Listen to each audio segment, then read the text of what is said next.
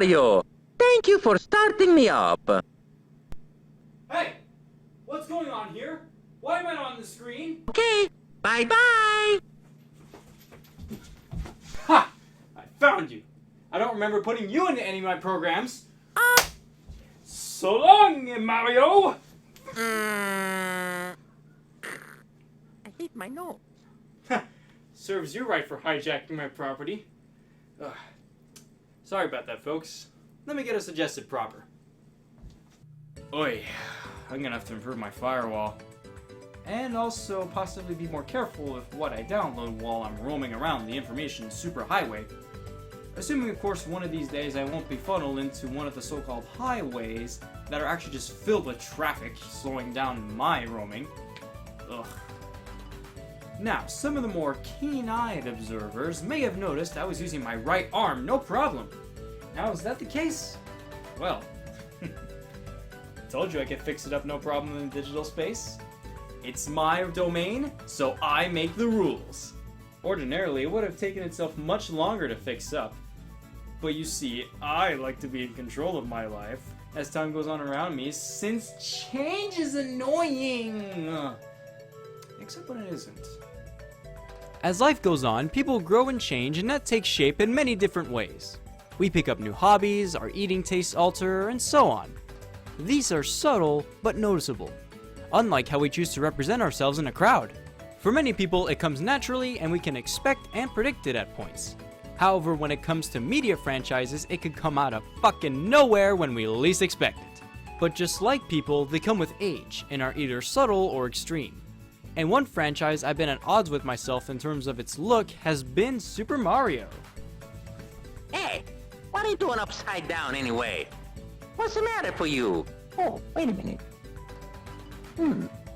Oh, it's me. Sorry. What the hell are you still doing here? Oh, you know what? Never mind. Whatever. You can stay. It is your 35th after all, and, well, I am basing this discussion around your series. Thank you. So here's the plan. I'm going to look at various games, mainline or not, and take a look at their aesthetics, design, color palette, and more to get a feel for what the devs were trying to convey and compare with other games chronologically to judge if Mario has changed art styles or has relatively remained the same over the years. One thing before we start. I won't be looking at anything before the N64, since I think it's obvious that going from 2D to 3D that the art style changed. And I'll be breaking down each section as follows. N64 GameCube, to Wii U, and finally to modern day Switch titles. Okie dokie, let's do the next lesson. What do you say? Alrighty then, the first section to tackle is N64 to GameCube. Now obviously I'm not going to tackle everything released in that time. I mean, that would be ridiculous. Instead, I will be highlighting 3 titles: Super Mario 64, Mario Golf 64, and Super Mario Sunshine. Now upon initial inspection, one would call these games primitive looking, which of course is accurate, since we're dealing with the early years of 3D gaming. However, one thing that is consistent across all these titles is the idea of simple geometry with textures doing the detailing work. It's most noticeable in 64 and Golf's case, and a little more advanced and pushed further in Sunshine's case. Be it grassy hills, deserts, snowy tundras, and beaches, all of them are presented quite simplistically, and I'd say the style here gives off a Saturday morning cartoon vibe to me. And in addition to variety, many of the levels in 64 don't seem to have any rhyme or reason to exist. They just kind of do. I mean, notice how we have a lot of floating platforms, and even as the camera pans out to see the entire level, it's just kind of in one big void? I mean, even Sunshine is no stranger to this. And of course, Sunshine goes and adds more detail to the environments thanks to the additional power of the GameCube and its setting on Isle Delfino. Wait a minute. Delfino? As in dolphin? Kinda like the codename that was given to the GameCube, which was Dolphin! Oh man. Jeez, now that is clever. Gee, that's funny. Oh. Okay. Anyway, because of the added horsepower and setting, the levels are more interconnected.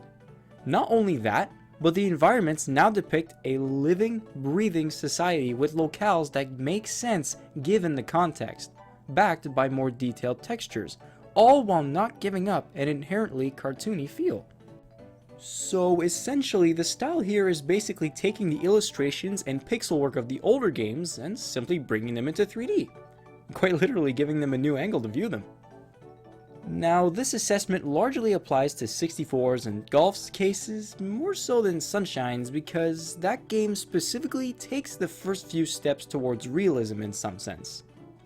What I mean to say is that it tries to be more accurate in depicting naturally occurring elements like corals, water, rocks, and so on, and we have a very clear example of this push towards realism shown in Gelato Beach.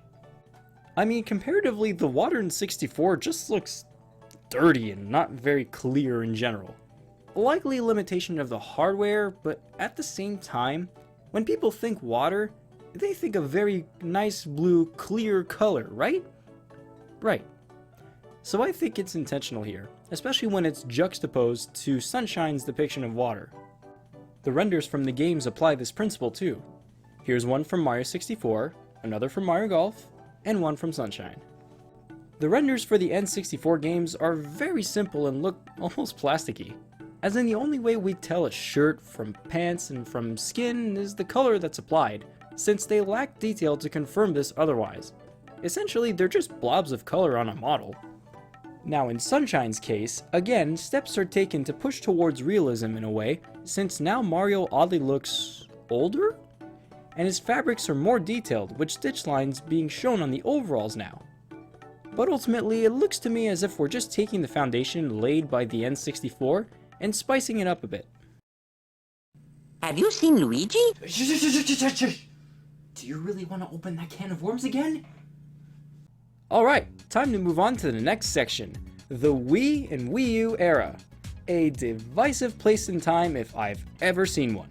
Defined by one console that drew in many casuals while driving away some dedicated players, and another that is still joked about to this day. Whee!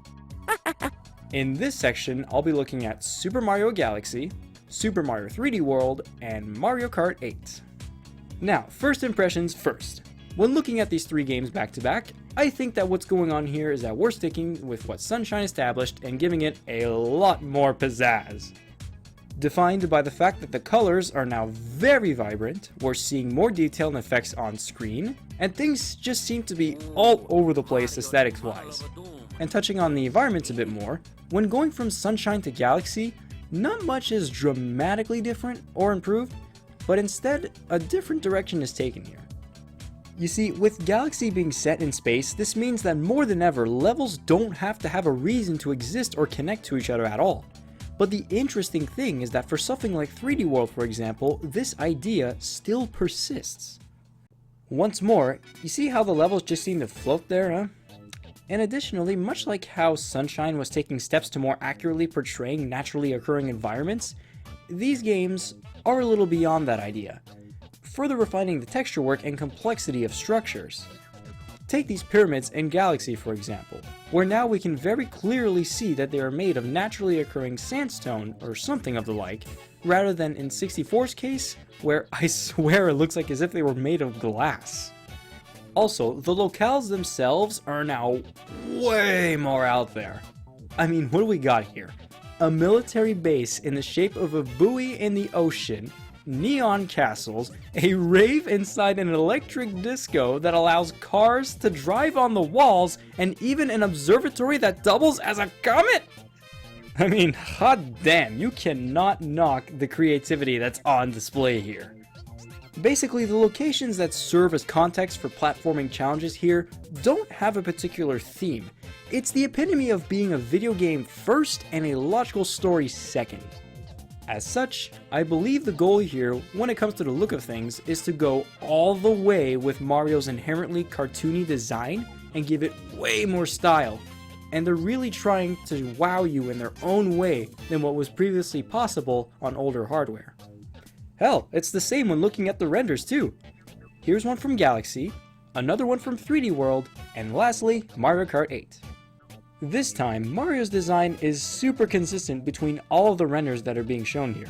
Nothing really changes between them, save for the shading that is played around with a lot throughout all of them. But stuff like clothing and hair is still not given too much detail.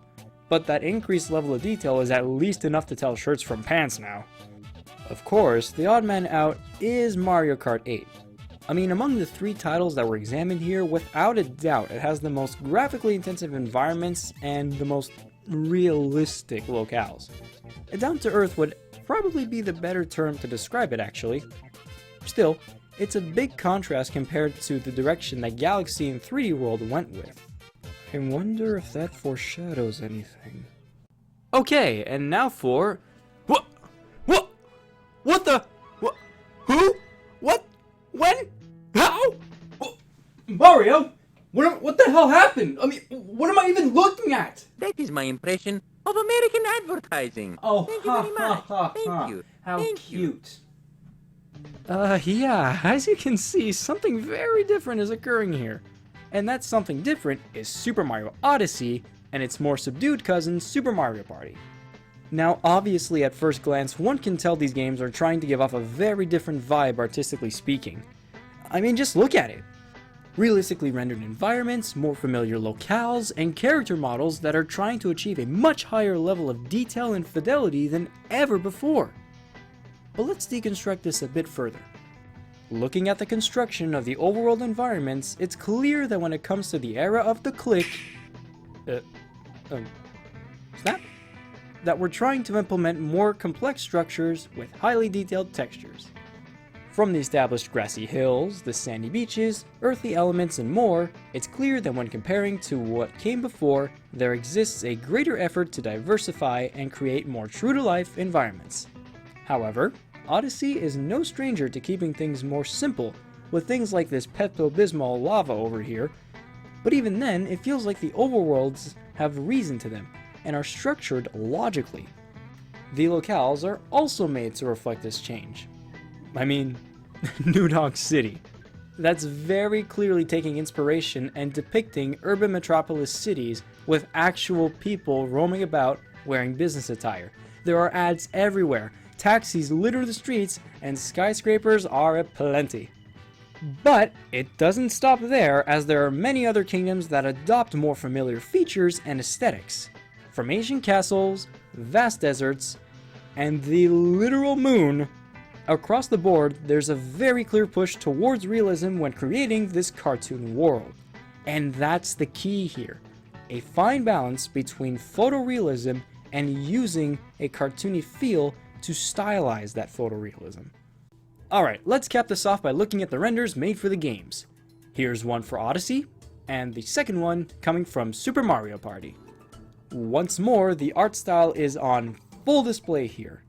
Take a look at how the jeans are now very clearly jeans with pockets and stitch marks, and now how Mario has individually rendered strands of hair. His hat now has some patchwork that is improved from what was shown in Mario Kart 8 prior as well. All in all, quite the facelift. Oh, and lastly, comparatively, Super Mario Party is actually more subtle in the change, as in-game there are instances of that same kind of push towards what Odyssey went for, but more often than not, it actually leans more towards the previous era art style more. So what did we learn from this endeavor? Well, I think I can definitively say that Mario has indeed changed art styles over the years. I mean, come on, we've gone from Saturday morning cartoon to making that style way more showy, and now bringing in a hefty amount of real-world elements and crossing that over with a very cartoony aesthetic. Hey Mario, get over here! Hey, so what'd you think of all that? That was fantastic. Oh, hell yeah! Well, in that case, I think that's gonna do it for today, and hopefully I'll see you in the next one. See you next time. Okay, bye-bye.